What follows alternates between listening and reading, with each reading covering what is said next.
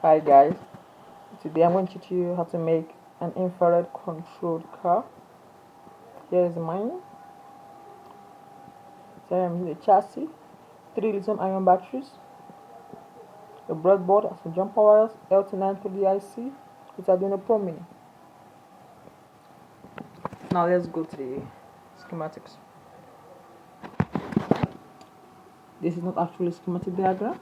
I drew it in a way anyone can easily understand this. Here we have our microcontroller here, the Arduino Pro Mini. Here we have our infrared receiver. There's 3 pins, 5 volts, ground out. It depends on the infrared you are using. I'm using the VS infrared VS1 8P3. Infrared receiver is black in color, has 3 pins. Before you use yours, you can use any infrared receiver, but before you use yours, check the data sheet to know the pin mapping. Here, what we're going to drive the motor, we're going to be using the L293 IC. L293 IC. When you pass voltage into the L293 IC, I'm passing 11.1 volts. 3 lithium ion batteries were needed in series, and you have 3.7 volts each of them. That's 11.1 volts, and you have a current of 3000 milliamp. Powering. Now, when the voltage goes into the alternative, it cuts 3 volts. It's a voltage cut, 3 volt voltage cut. Actually, 2.8. We approximate it is 3. You have 11.1. If we minus 3 from it, you have 8 volts. So let's start. Now connected. These are our inputs here. 3, 5. Our inputs here. 3, 5, 9, and 10. Connected 3 to the input of our L293. Now let me explain L293. L293 is our enable pin here. And connected to our VSS pin. In some cases, this might not be connected together. You get want to control the speed of this motor, but only controlling the direction of this motor. So you want to connect to the 5 volts. Or you can set the pin high with a microcontroller. This is the VSS logic pin. It has to be set to 5 volts for it to work well. These are digital pin 3, where the input one will go to. Pin 3, see it here, of our microcontroller. Next is our motor 1 plus. Now to get this plus and minus, this one does not have polarity, but when you interchange the wire, they change direction. Now for how I got my plus and minus is that connected one wire from positive of the battery and the other negative of the battery. We will move in the forward direction, and I take that wire that connects the positive as positive and the wire connected to the ground as ground. This ground here. This is the motor 1 minus the negative of ground. Just tap in 5. This motor 1. Just tap in 5 is input 2. See here the second input for 1 DC motor. See it here. Input 2, 5. Then we connect the VCC pin. Must be 3 volt greater because of the 3 volt cut than the voltage of your motor. I'm using 6 volt DC motor. I have 11.1 volts. If you look 3 volts, I have 8.1 volts. So it's still higher. At 3000 amps. Now the amps what makes your motor go faster. So that's when sometimes when you have that amp, you might have high amp, but low voltage. This motor is going to move slowly. That's because of low voltage. Voltage carries the current.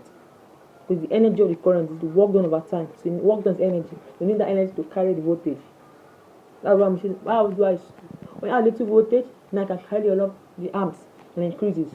Now when the speed of motor increases, if you increase amp, the speed of motor will increase again. So don't be confused.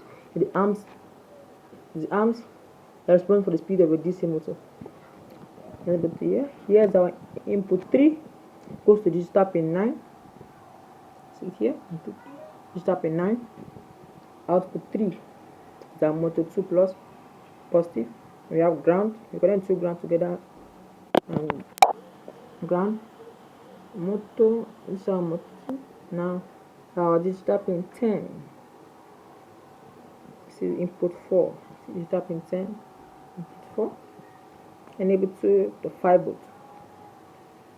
So now I've connected it. Now to connect the infrared receiver, we have our infrared here, voltage in the 5 volts. You connect the 5 volts, ground,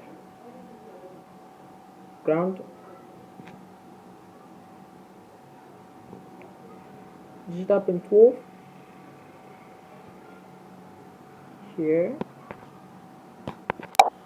See, you have an infrared input, digital pin 12, 5 volts. See this row here. You can actually connect 11.1 volts to this row directly. This row can allow the Arduino program to take voltage from 12 from higher to 12 volts. Do not exit 12 volts. It must be less or equals to 12 volts. Now this is our battery, clinical Canon battery. Now I had a problem here. You can't use your common language battery here because you don't have enough power to carry this DC motor. Enough current to carry the DC motor. This was the F930 will not work. But there's some new version of F930 that work with it. So if you're lucky to get it and it works, good for you. But if you're unlucky and you get it and use the 9 battery, your common 9 battery, and doesn't work, you have to change your battery. It's not a DC motor, it's not a microcontroller, it's your battery. If it doesn't still work, check your connections well. Maybe F930 is damaged, or check your infrared, your code, because your code sometimes the code from the remote sometimes it changes. It give you wrong value and type the wrong value. When you press the remote, it doesn't do anything. Now my laptop is off. Let me try to explain the code without the code itself. Now in the code we have IR-lib.h. We have our input pin 12. Now when you press a key, you see the code. When you download IR library, you have a irrec.demo, irreceive.demo. You see it irreceive.demo.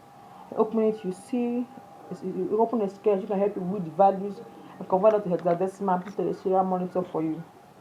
Yes. When you press the remote, choose a particular value. When you press up, choose a value on serial monitor, which needs to go. That means you write down those values. When you press down, that means for the motor to go backward, write down the value. When you press right to give a value serial monitor. When you press left to give a value on serial monitor. In serial monitor now to start. You see in the code, I explained it there. To give the motor a for allow it to resume after every button you press. You have to use irrec to resume. Don't worry, if I'm confused now, but when you see the code, you understand better. I use some if statement. If is equals to, when I press the remote now, I tell my function if is equals to the value that comes from here or from the up direction of our remote. Then it turn on this to DC motor and digital pin, digital right. The pin for this motor 3 and 5, 3 and 5. 3 for this motor 3 and 5 high low. Motor will go forward. That's a positive and negative will go forward. This 9 and 10 are done in high low. Positive and negative will go forward. Now they'll go forward. When I want to change direction, when I want to go right now, I'm going to go in this direction. Off with this motor here, leaving this one on. I'll set this the 2 pins, the 9 and 10 low or high. So we move. Only this one will move after this one high low, then it moves. If I want it to go left, I turn off this one and on this one. If I want it to come backward, I interchange the values, the state of each input. I set pin 5 for this the wheel here, high, and pin 3 low. So this motor goes backward. The same thing here, pin 10 high and pin 9 low. Pin 9 low. And the motor goes backward. That's the basic principle of operation. Now when you're pressing the remote, make sure it's facing the back of the infrared receiver.